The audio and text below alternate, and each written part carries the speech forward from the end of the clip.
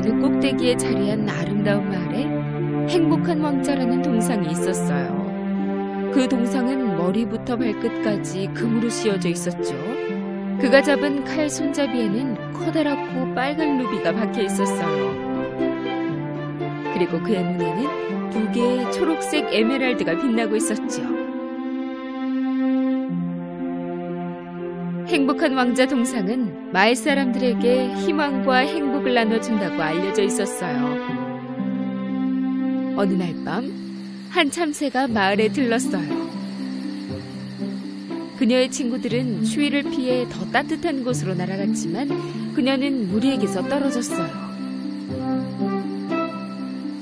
그녀는 우뚝 솟은 그 동상을 발견했어요. 여기서 하룻밤만 있어야겠다. 내일 다시 나서야지. 참새는 그 동상의 발쪽에 착륙했어요. 오늘 밤은 이 금색 침대 위에서 자야지. 그녀가 잠들려는 찰나 갑자기 참새의 머리 위로 물방울이 뚝 떨어졌어요. 그녀는 위를 올려다보았어요. 하지만 하늘은 맑았고 비가 오지도 않았어요. 바로 그 순간 이번엔 물방울이 참새의 부리로 또 떨어졌어요. 무슨 일인지 보려고 참새는 동상의 머리 쪽으로 날아갔죠. 그랬더니 글쎄 행복한 왕자의 눈에서 물방울이 떨어지는 게 아니겠어요? 바로 그 동상의 눈물이었어요. 행복한 왕자의 눈물방울은 계속해서 뺨을 타고 그의 발 쪽으로 떨어졌어요. 그의 슬픈 눈은 달빛 아래 반짝였어요. 참새도 덩달아 슬퍼졌죠. 안녕? 너 누구니? 난 행복한 왕자란다. 왜 울고 있는 거야? 내가 살아서 사람의 심장을 가지고 있을 땐 눈물을 흘린 적이 없었어. 왜냐하면 난 슬픔이 뭔지 모를 정도로 부유하게 궁전에서 살았거든. 나는 낮에는 정원에서 친구들과 신나게 놀거나 아니면 밤이 되면 큰 연회장에서 춤을 추곤 했었지. 벽은 커다란 정원으로 둘러쳐져 있었어. 그래서 전혀 성 밖은 궁금하지 않았어. 내 주변의 모든 것들은 너무 아름다웠어. 그리고 사람들은 항상 날 행복한 왕자라고 불렀어. 난 정말 행복했으니까. 하지만 내 삶이 끝났을 때 그들은 나를 이 언덕 꼭대기에 세워두었어. 그래서 나는 이제 세상의 모든 추함과 빈곤을 볼 수 있어. 비록 난 이제 아무것도 할 수 없지만 그래도 눈물은 흘릴 수 있단다. 참새는 무척 슬펐어요. 여기서 멀리 떨어진 작은 골목에 아주 가난한 작은 집이 하나 있어. 창문 한쪽이 열려 있어 한 여자가 미싱으로 일하고 있는 모습을 볼 수 있지. 그녀는 무척 연약하고 피곤해 보여. 작은 침대에는 갓난아기가 누워있어 아파하면서. 아기는 열이나 아프지만 그의 엄마는 돈이 없어. 참새야, 내 칼 손잡이에 있는 루비를 가져다 그녀에게 줄 수 있겠니? 나는 조금만 쉰 다음에 여기보다 더 따뜻한 나라로 가야 해. 오늘 밤은 머무를 거잖아. 내일 원하는 곳 어디든 갈 수 있어. 그 참새는 너무 추웠고 또 전혀 쉬지 못했지만 그래도 슬퍼하는 행복한 왕자를 돕지 않을 수 없었어요. 그래서 그 참새는 그녀의 부리로 왕자의 칼 손잡이에서 루비를 떼내었고 어두운 깊은 밤에 그 마을을 찾아 날아갔어요. 마침내 그녀는 그 집을 찾았고 그 집안을 들여다보았어요. 아가는 열 때문에 무척 괴로워했고 엄마는 피곤해서 자고 있었죠. 그녀는 안쪽으로 날아가 그 큰 루비를 그녀 앞에 책상 위에 놓았어요. 그리곤 아기에게 가서 조금이라도 열이 내리도록 날개를 퍼덕거렸어요. 참새는 다시 행복한 왕자에게 돌아가 있었던 모든 일을 다 말해주었어요. 그녀가 일어나면 보석을 보게 될 테고 그럼 그녀는 아이를 위해 약과 음식도 살 수 있을 거야. 정말 고마워 새야. 이제 오늘 밤은 내 곁에서 편히 쉬어.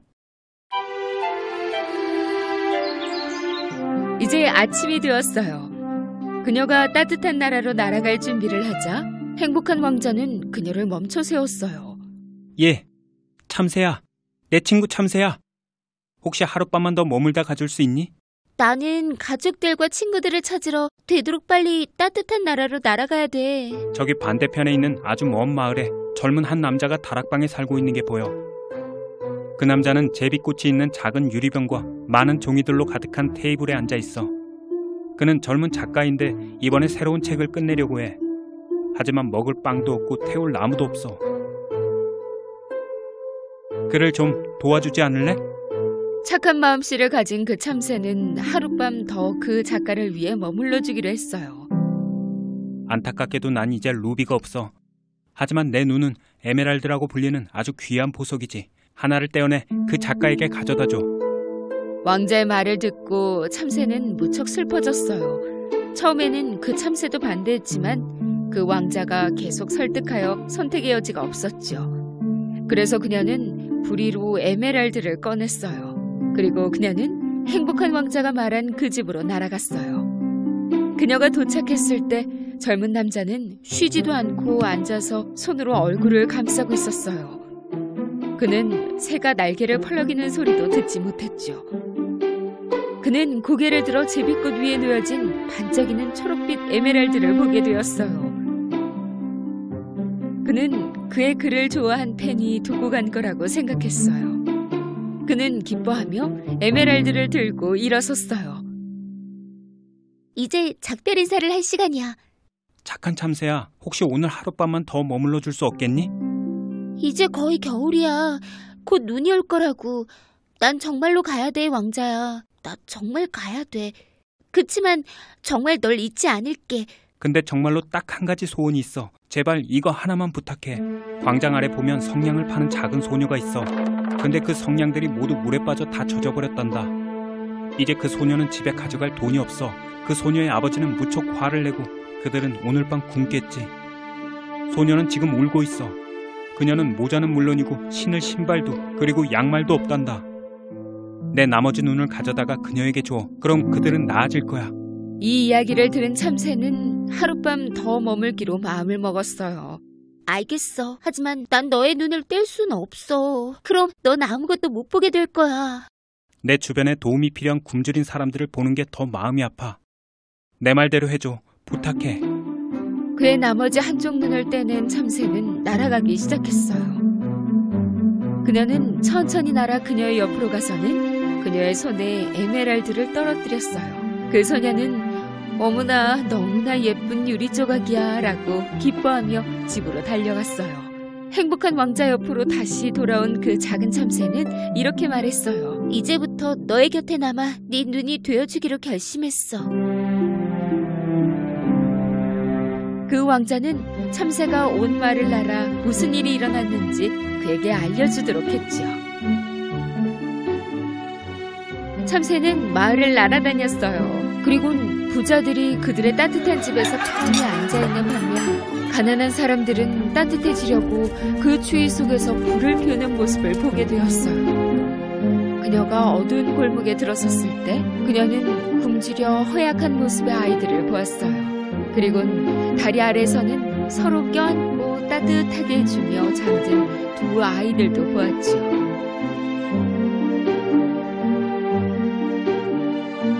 참새는 왕자에게 돌아와 자기가 본 것을 말해주었어요. 나는 금으로 덮여져 있어. 이것들을 벗겨내서 그 가난한 사람들에게 가져다 줘. 그들은 금이 있으면 행복해질 거라고 생각하겠지만 사실 건강하고 만족하는 게 행복하게 하지. 왕자가 약하고 비참해 보였지만 그래도 참새는 그의 동상에서 금을 벗겨내기 시작했어요. 그리곤 길에 있는 가난한 사람들 모두에게 금을 나눠주었지요. 그러는 사이 눈이 오기 시작했어요. 길은 금세 눈으로 덮였죠. 그 참새는 왕자의 동상에서 금이 모두 사라질 때까지 계속 벗겨내어 매일 밤 가난한 사람들을 도와주었어요. 몸이 약하고 작은 그 참새는 얼어버릴 것만 같았죠. 하지만 그 왕자를 홀로 남겨둘 순 없었어요. 그녀는 그를 진심으로 사랑했어요. 하지만 그녀는 곧 죽을 거라는 걸 알았죠. 그녀는 마지막 한 조각 남은 힘으로 왕자의 어깨에 날아갔어요. 안녕, 내 왕자님. 내 친구야. 이제 정말 따뜻한 나라로 가기로 결심했구나.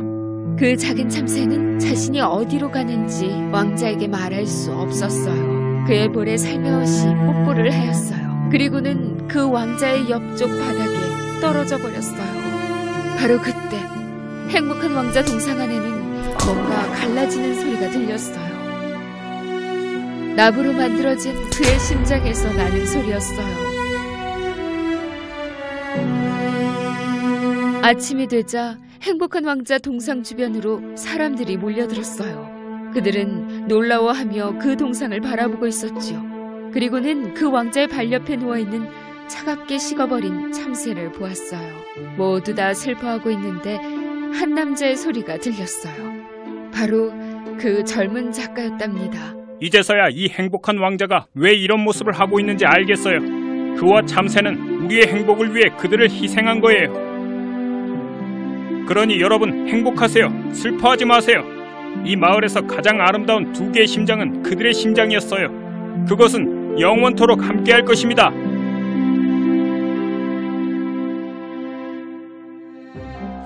눈이 오고 추운 어느 새해 첫날 밤이었어요. 모두들 따뜻한 코트와 장갑, 목도리를 하고서 어디론가 바쁘게 가고 있었어요. 어떤 사람들은 집으로 서둘러 가고 또 어떤 사람들은 새해를 축하하기 위해 가고 있었죠.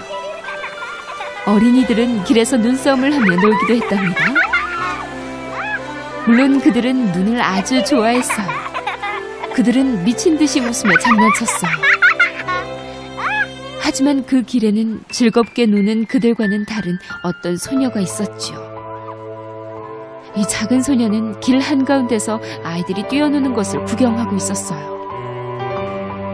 소녀에게는 다른 사람들처럼 추위를 막아줄 모자 하나가 없었어요. 게다가 옷은 얇아서 찢어져 있었죠. 슬리퍼는 너무 커서 발에 맞지 않았고 손에는 상자 하나를 들고 있었어요. 얼어버릴 듯한 추위 때문에 소녀는 차가 다가와도 알아채지 못했어요. 길 옆으로 비켜! 차에 치면 어쩌려고 그래! 그 소녀는 순간 인도로 비켜섰어요. 그런데 그때 그 큰 슬리퍼가 벗겨져 날아가 버리고 말았어요. 인도로 올라선 소녀가 뒤돌아보았더니 어떤 소년이 그 슬리퍼를 들고 달려가지 뭐예요? 내 슬리퍼! 따라가려고 했지만 그 소녀는 너무 빨랐어요. 얘야, 멈춰!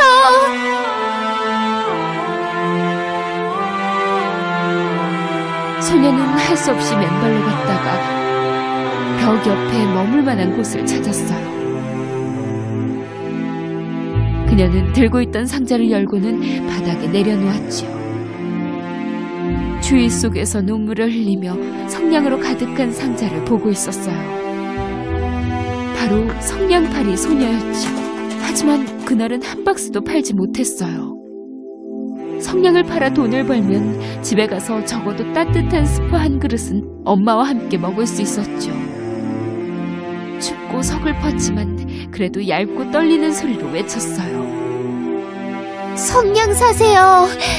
성냥 사세요. 성냥요. 길 가는 사람들은 아무도 관심이 없었어요. 그래서 소녀는 벽 옆에 앉았죠. 그녀의 손가락은 추위로 아파왔지만 곧 그 고통마저도 느끼지 못했어요. 어떡하든 몸을 녹여야 했지요. 그녀는 상자를 열어 성냥을 꺼냈어요. 손가락까지 마비되어 성냥도 겨우 잡을 수 있었어요. 떨리는 손으로 성냥에 불을 붙이자 갑자기 따뜻한 오렌지빛이 그녀를 감쌌어요.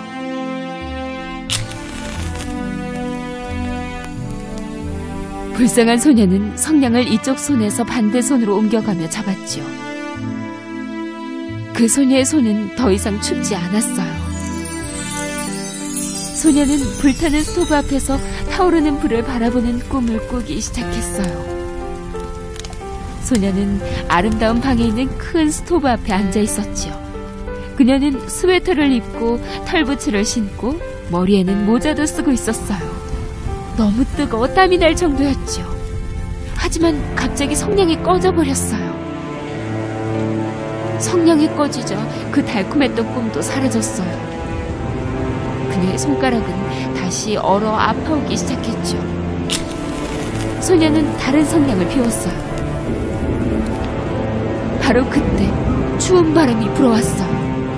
소녀는 성냥이 꺼지지 않도록 벽을 향해 서 있었어요. 손으로 그 불을 감싸면서요. 그 성냥을 바라보니 벽은 사라지고 갑자기 문이 열렸어요. 안에는 큰 방이 있었고요. 하얀 천의 테이블 위에는 여러 종류의 음식이 깔려 있었어요. 그리고 은촛대는 대나처럼 불을 밝히고 있었지요. 그 소녀가 바라보던 테이블 한가운데는 크고 아름다운 구운 고기가 있었어요.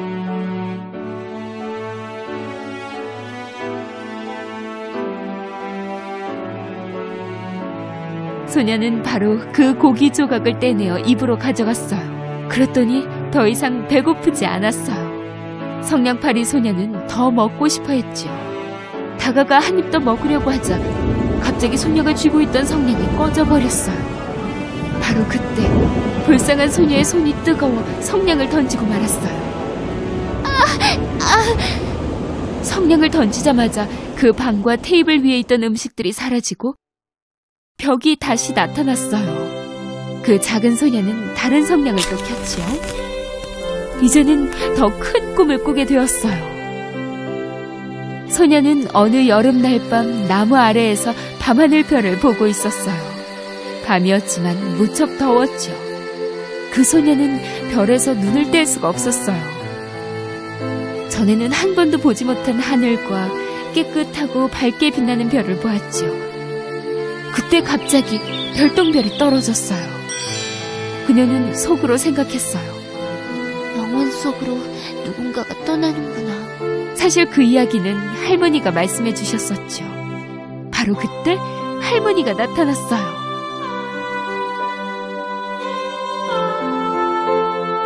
별똥별을 볼 때마다 그 자리를 다시 채워줄 것이라는 것을 알아야 해.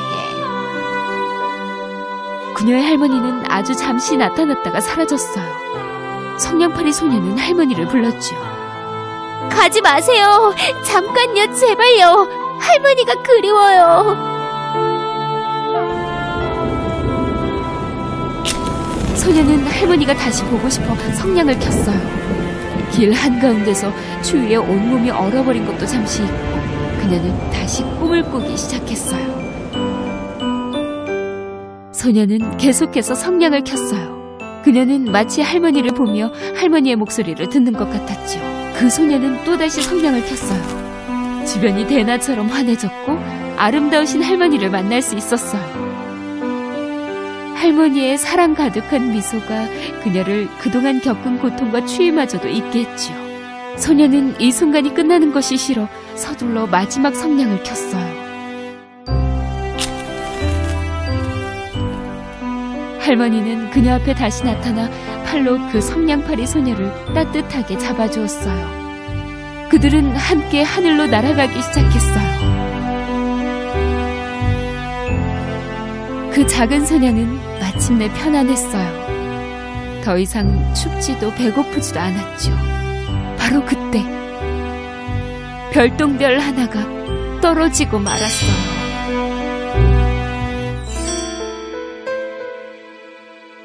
아침이 되자 길을 지나던 사람들은 벽에 기대 따뜻한 미소를 지으며 눈 감고 누워있는 성냥팔이 소녀를 보았어요. 그 주변엔 타버린 많은 성냥들이 있었어요. 그녀를 꿈속에서 살 수 있도록 했던 그 불꽃의 성냥이었죠. 누구도 꿀 수 없는 바로